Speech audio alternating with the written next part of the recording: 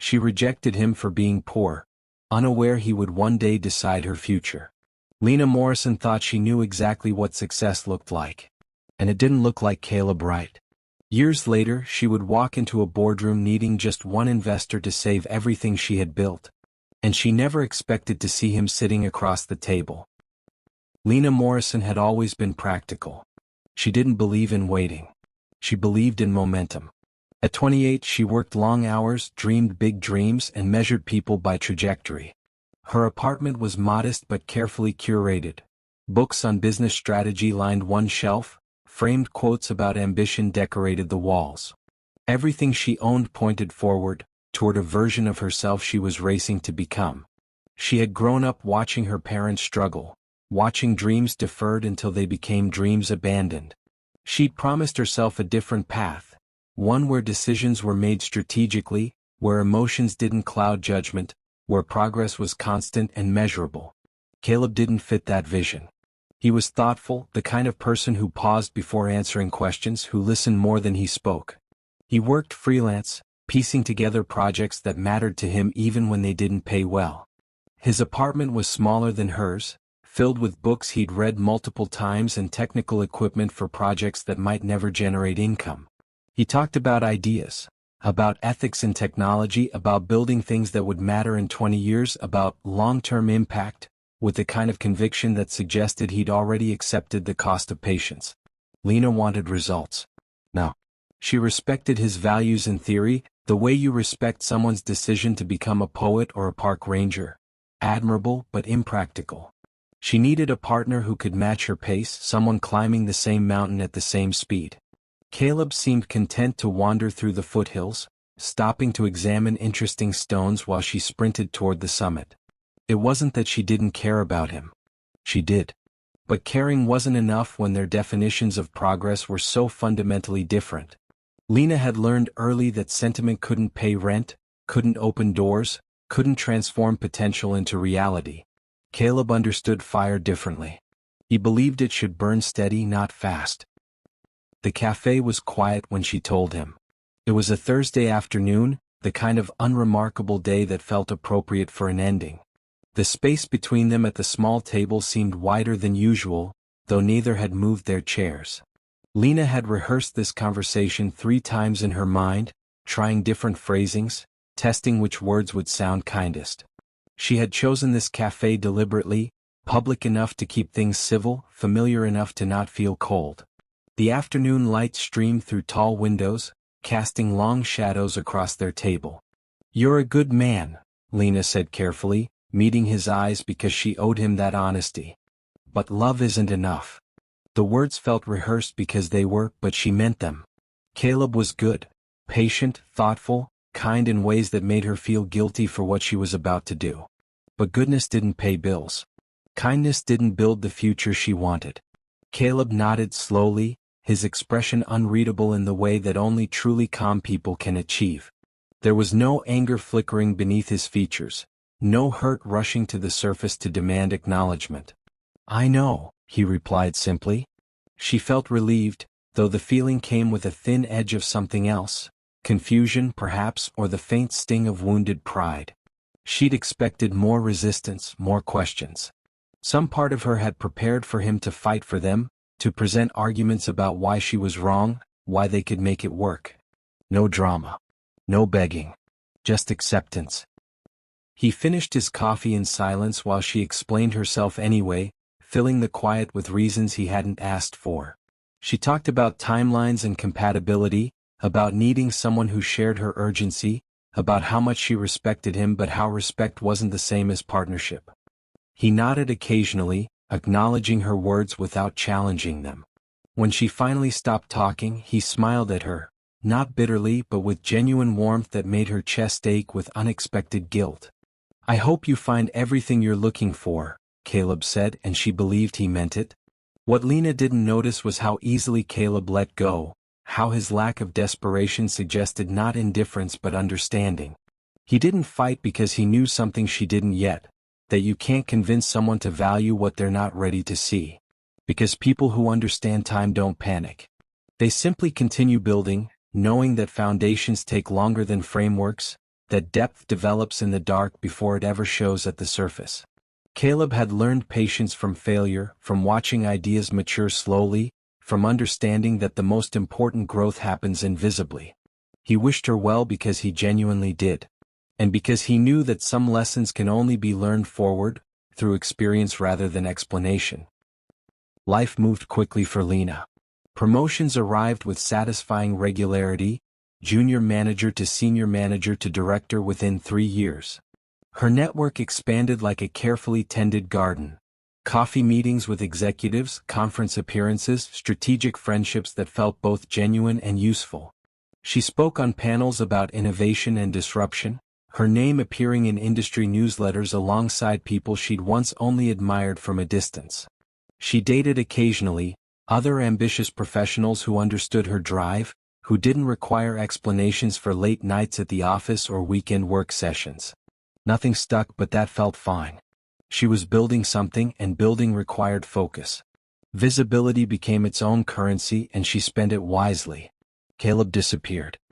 Not dramatically, not with any announcement or farewell tour through mutual friends.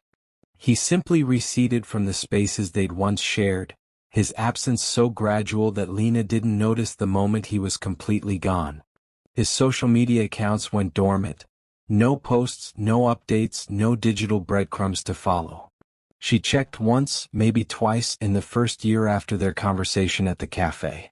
His profile photo remained unchanged. That picture from a hiking trip where he was smiling at something outside the frame. But the feed below stayed frozen, suspended in a past neither of them inhabited anymore. No updates meant no information, and no information meant assumption. Lena assumed what most people assume when someone vanishes from view. That absence meant stagnation, that silence meant nothing worth reporting, that invisibility equaled irrelevance. She figured he was probably still doing the same freelance work, still talking about long-term impact while barely making rent, still wandering through ideas that would never quite crystallize into success. He stayed poor, she thought, and the conclusion came without cruelty, just matter-of-fact assessment, the kind of judgment we make about diverging paths when we're certain ours is ascending. What she didn't know was that Caleb hadn't disappeared. He'd gone deep. While she built breadth, he built foundation. While she networked, he created. While she climbed visible ladders, he constructed something entirely new in spaces she couldn't see. Working with people who valued his particular kind of patience, who understood that certain innovations require years of invisible development before they surface. He had joined a small research team, then a startup so early stage it barely had a name. He'd written code that solved problems most people hadn't noticed yet. He'd turned down quick paydays for equity in ideas he believed in, betting his future on timelines measured in years, not quarters. And slowly, invisibly, those bets began paying off. But Lena couldn't see any of that. She only saw absence. Years later, Lena stood on a stage at a small industry conference, presenting the company she'd spent 18 months building from concept to prototype. Her startup was promising, genuinely, not just in the hopeful way all founders describe their ventures. She had identified a real gap in workflow software for creative teams, something specific enough to solve but broad enough to scale. Early users loved it. Tech journalists had written positive previews. Beta testers were converting to paid accounts at encouraging rates. Everything pointed toward viability. But underfunded meant vulnerable, and vulnerable meant temporary. She needed capital to move from promising to sustainable, from prototype to product. She needed someone who saw not just what existed, but what could exist with proper resources and time. The kind of investor who understood vision, who could commit to development cycles that didn't promise immediate returns. She needed one investor. Just one with the right combination of capital and patience. The email came on a Tuesday morning, unexpected and formally worded. Private funding interest confirmed. Final decision pending in-person assessment. Schedule attached. The name wasn't listed, just a firm she vaguely recognized, one of those deliberately understated investment groups that managed wealth so significant it didn't need to advertise. The kind of organization that funded companies not for quick exits but for lasting impact. Lena's heart accelerated in that specific way success does when it's still uncertain, still hovering between possible and actual. She rehearsed endlessly over the following week. Refined her pitch until every word felt necessary. Practiced answers to questions they might ask, then practiced answers to questions beneath those questions. She ran mock presentations with her co-founder, with mentors, with anyone who would listen and offer feedback.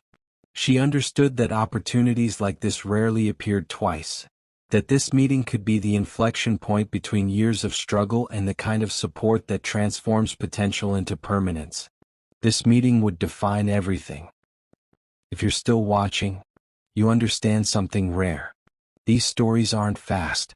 They reward patience. Subscribe if you value deep billionaire stories with real lessons. This channel is built for people like you. The boardroom was minimalist in the way that only truly expensive spaces can achieve. Nothing unnecessary, nothing loud, every element precisely considered. Floor-to-ceiling windows overlooked the city without demanding attention. The table was dark wood, probably reclaimed, its surface empty except for a single portfolio folder waiting at the far end. No logos. No noise. No clues. Lena arrived early as she always did, using the extra minutes to center herself, to transform nervous energy into focused confidence. She set up her laptop, tested the projector connection, arranged her materials with the kind of care that steadies anxious hands. The door opened behind her. She turned, professional smile already forming, prepared to meet whoever controlled her company's immediate future. Then he walked in. Gil. For a fraction of a second, her brain refused to process the information correctly. This had to be coincidence. Maybe he worked here, maybe he was assistant to whoever she was actually meeting, maybe he'd ended up in corporate work after all and this was just terrible timing. But he was alone. And he carried himself differently than she remembered, not dramatically changed, not performing confidence or authority, just settled. Like someone who'd grown comfortable in their own gravity. His clothes were better quality, his posture more assured, but his expression remained the same. Calm, thoughtful, genuinely present. Composed. Unrecognizable only in presence. He closed the door quietly behind him and smiled, the expression gentle and genuinely pleased, as if encountering an old friend in an unexpected place. Hello, Lena. His voice carried the same warmth she remembered, but steadier now, rooted in something she couldn't immediately identify. Not triumph. Not vindication. Just certainty. And just like that, her past walked into her future. The room felt smaller than Lena expected. Not because of its physical dimensions. The space remained exactly as it had been moments before, but because history has weight, and their shared past pressed against the clean walls like humidity before rain. Caleb sat across from her, hands folded calmly on the table. No assistants materialized to flank him. No one else joined the meeting. There was no performance of power, no strategic demonstration of status or control. Just presence. Lena forced her professional training to override her confusion, pulling her expression back toward neutrality even as her pulse hammered against her throat. I didn't realize you were involved with the firm, she said, aiming for casual and landing somewhere near careful. Caleb nodded gently, acknowledging both her statement and everything beneath it. I wasn't back then. The pause carried weight, not accusatory, not pointed, but present nonetheless. Those 3 words contained years of invisible development, of transformation she had never witnessed because she'd stopped looking. He didn't elaborate. Didn't offer explanation or timeline or the story of how a struggling freelancer became someone sitting across from her holding the future of her company in his hands. He just waited, giving her space to adjust, to recalibrate, to decide how to proceed. She realized with uncomfortable clarity that he was being kind. That he could have led with questions about their history, could have made this moment about the past instead of the present, could have leveraged their shared memory for any number of purposes. Instead, he was offering her dignity, the chance to proceed professionally, to present her work without the weight of their history distorting every word. He remembered everything. She could see it in the careful way he held himself, in the deliberate gentleness of his tone. Lena began her presentation, muscle memory guiding her through the opening despite her scattered focus. Her voice was steady, years of practice made that part automatic. Her slides were perfect, each one refined through countless iterations. She explained the problem her software solved, demonstrated the interface, walked through user acquisition data and retention metrics. But something was wrong. Caleb wasn't reacting the way investors usually reacted. He didn't interrupt with skeptical questions. Didn't lean forward with sudden interest at promising numbers. Didn't sit back with crossed arms when claims seemed ambitious. He listened quietly, completely present but impossibly still. He asked thoughtful questions, not gotchas designed to expose weakness, but genuine inquiries that suggested he was trying to understand not just what she built, but why and how. What made you choose creative teams specifically? How do you envision this scaling without losing the specificity that makes it work? Questions that respected her expertise. Not once did he interrupt. Not once did he challenge her harshly. And that unsettled her more than criticism ever could. Because this wasn't an evaluation. This felt like reflection, like he was watching not just her presentation, but her, observing how she had grown, what she'd learned, who she had become in the years since their paths diverged. When she finished, Caleb leaned back slightly. "Can I ask you something unrelated?" he said. "Of course," Lena replied. He met her eyes directly. "Do you still believe people should be measured by where they are, or by where they're willing to build?" The air left her lungs. She was back in that cafe, bright afternoon light streaming through windows, her own voice explaining with such certainty why they couldn't work, why his approach to life was too slow, too patient, too unconcerned with immediate results. Her chest tightened with recognition. "Have you learned," she said quietly, "that timelines don't define potential?" Caleb studied her for a long moment. Not skeptically. Carefully. Caleb stood. "I won't be investing," he said calmly. Lena's heart dropped. Then he added, "I'll be funding."